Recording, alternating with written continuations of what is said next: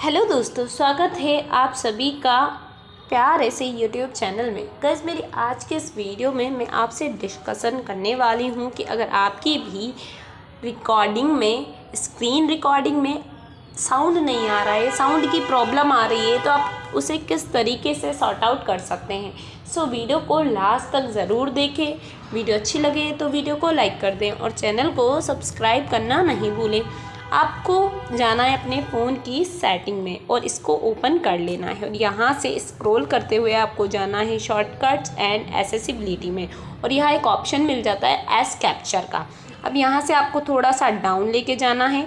यहाँ पे आपको रिकॉर्ड साउंड का ऑप्शन मिल रहा होगा। देखिए गाइस, अगर ये रिकॉर्ड साउंड का ऑप्शन आपके फ़ोन में अभी तक चालू नहीं था तो यहाँ से आपको इसको चालू कर लेना है और इस तरीके से आपकी स्क्रीन रिकॉर्डिंग के अंदर आपको काफ़ी आसानी से आवाज़ की प्रॉब्लम को सोल्व कर दिया जाएगा। सो अगर वीडियो अच्छी लगे तो वीडियो को लाइक कर दें और चैनल को सब्सक्राइब करना नहीं भूलें। मिलते हैं हमारी नेक्स्ट वीडियो में, तब तक के लिए बाय बाय।